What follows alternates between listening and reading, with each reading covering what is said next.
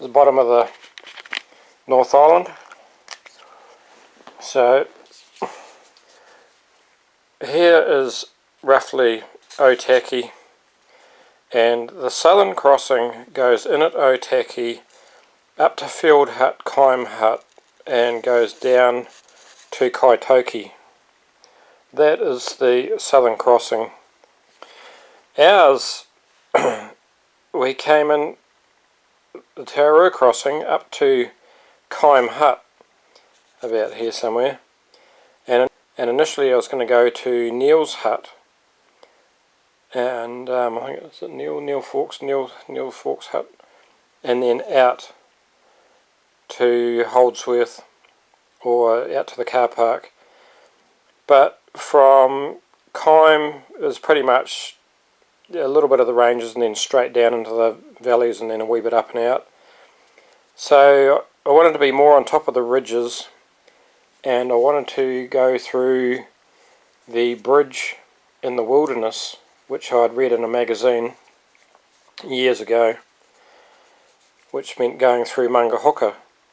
So we went Fields Hut, Kaim Hut, and then we cut back across the top of the ranges and then dropped down and up to Mount Holdsworth and out. So not the southern crossing, just the Tararua crossing. So now I'll just go a quick rundown on the weather. We were planned to go Friday, Saturday and out on the Sunday, but on the weather system, the 12-hour section, we would have absolutely copped it.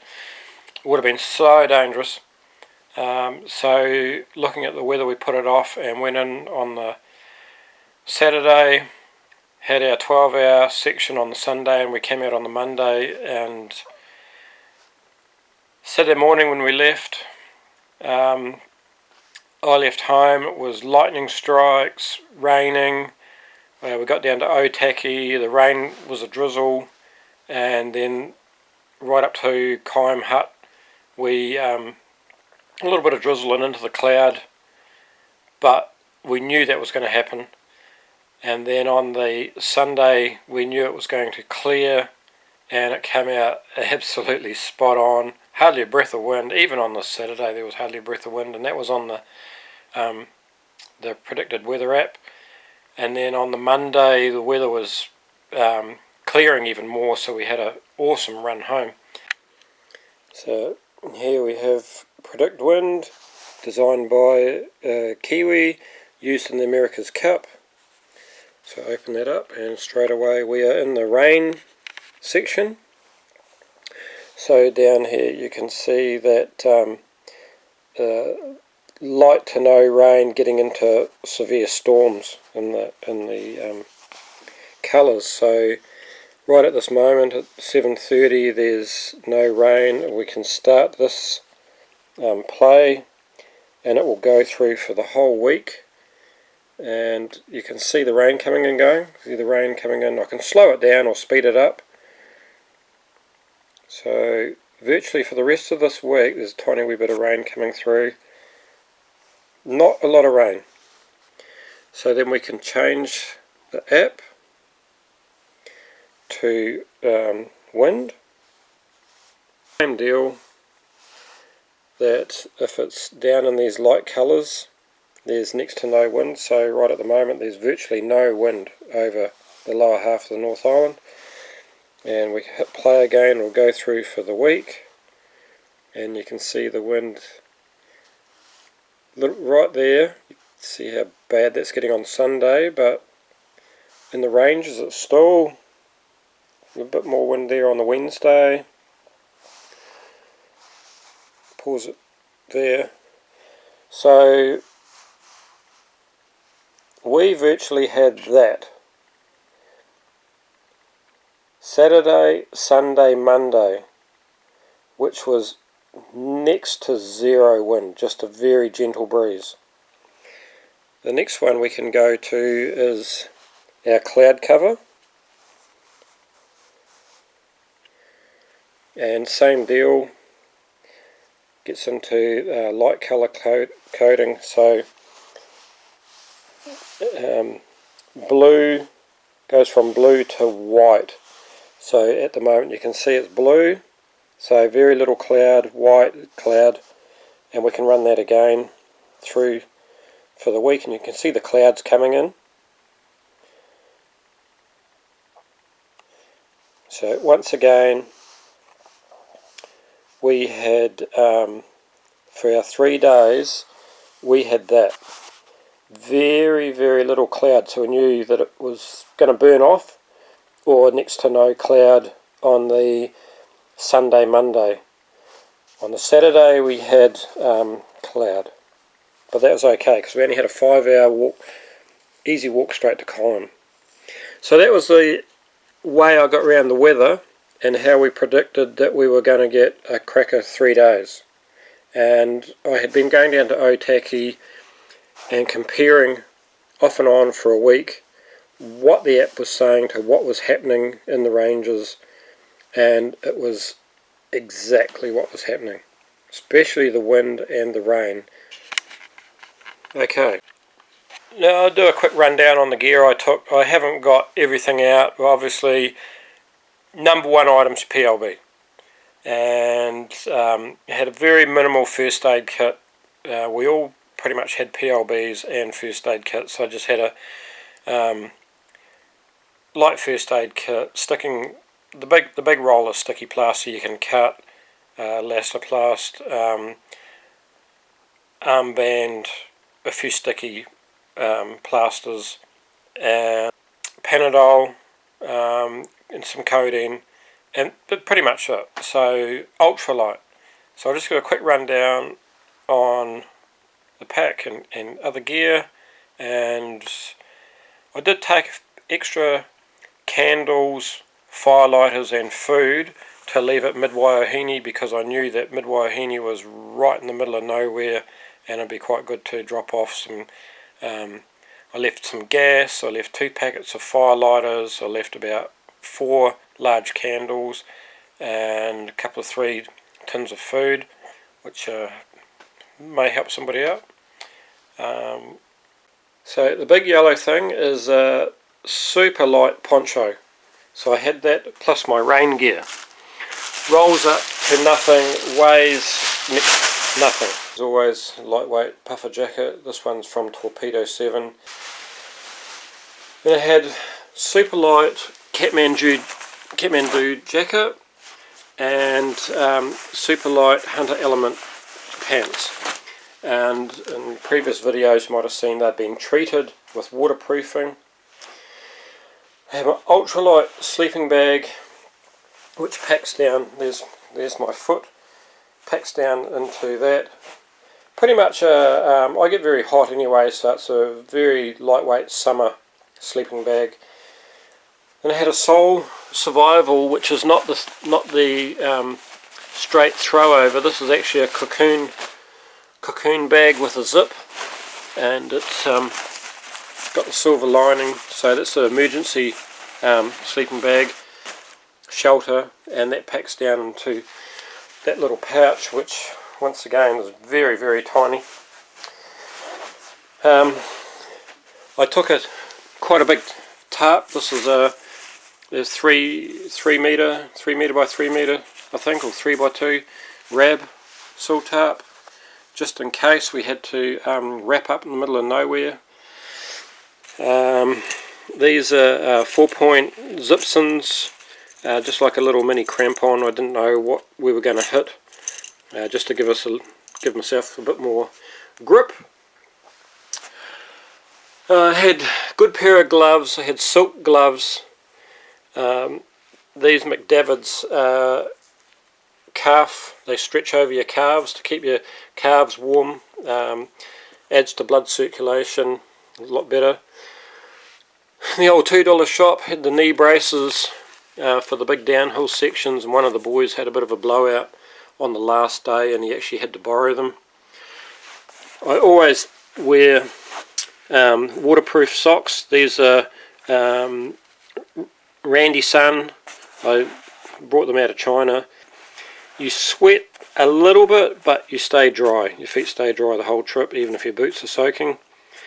The thing I knew was that Parangi Hut and Mangahuka do not have fireplaces. So if you're wet, you can't really dry out relying on a fire to dry your gear. Midwaiahine had a fireplace. But yeah, if you were absolutely drowned and you got to the top below Mount Hector and Parangi Hut, you're going to stay wet. I was wearing really good thermals, and I took a pair of spare thermals and I had my shorts, and that was all my clothing that I had. So ultralight that way. Obviously the old cup, knife, lighter. I don't go for the big hot blasters, you know. I just lightweight cookers, just in case we needed firewood, spare bit of cordage. Actually took some binos this time, which not really needed, but you know, we were going across the ranges, wanted to see if there's any deer around. I had a 1.5 litre bottle of water, and I took this as a spare, 1946 as spare, but the 1.5 got us through to all the huts because we weren't in super hot days. It was just nice temperate days, and the 1.5 just got us through. Time I got to the next hut, each hut I was out of water, and it was 1.5 was ample, so I didn't actually use that. Trusty old pole, of course, and then the Z-Pack Arc Blast, which, as you've seen, only weighs like 600 grams. I was 12 kg with extra food and fire lighters and tarp. And I think the other boys were down around the 9 kg.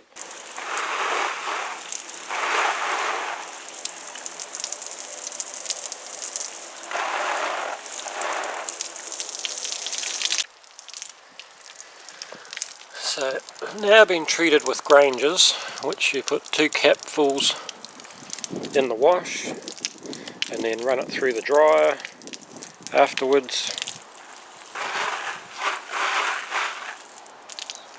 and it's beaded straight away.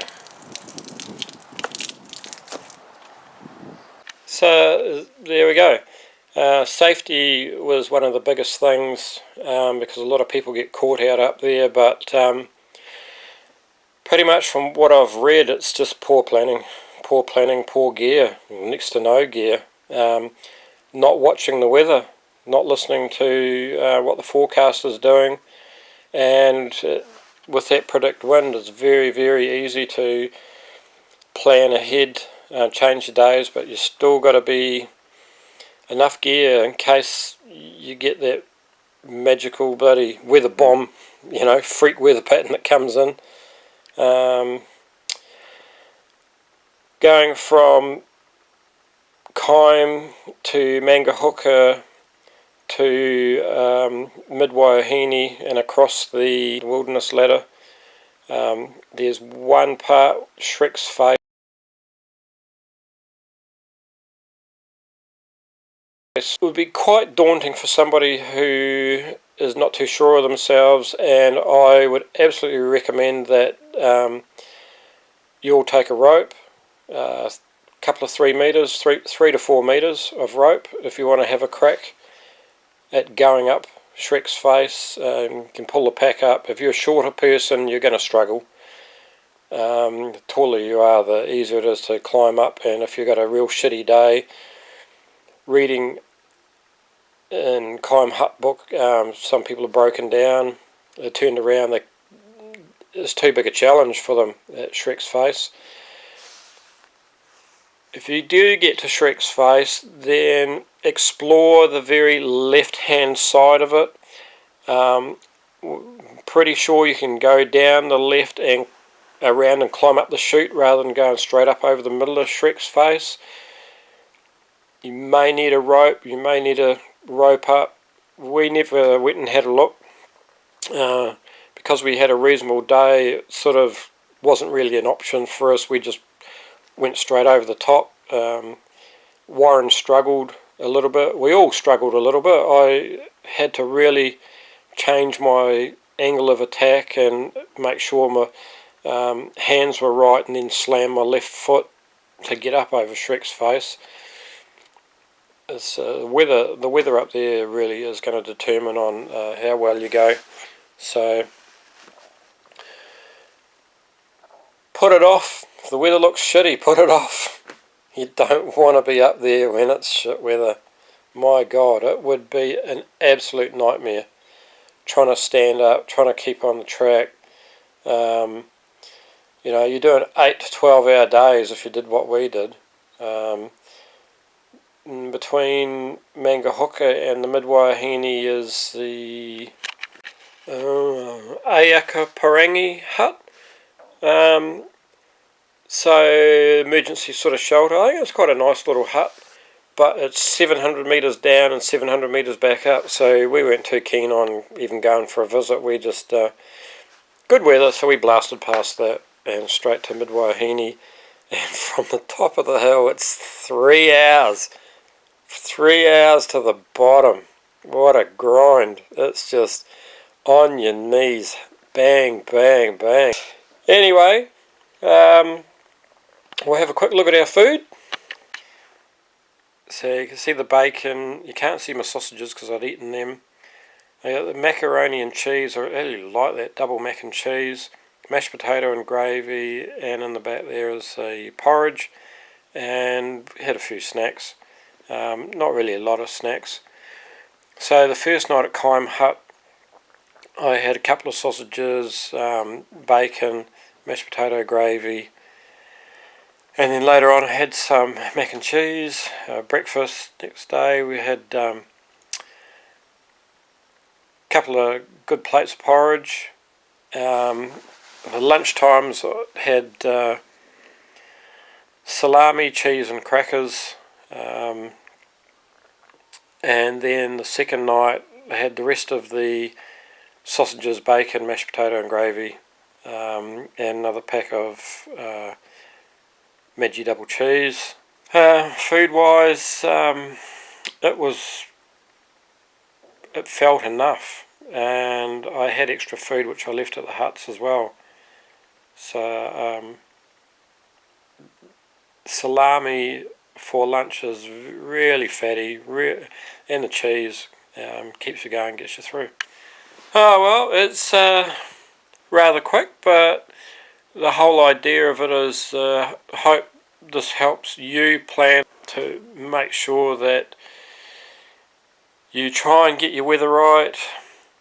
Give yourself some room that you can either extend your days or change your whole week.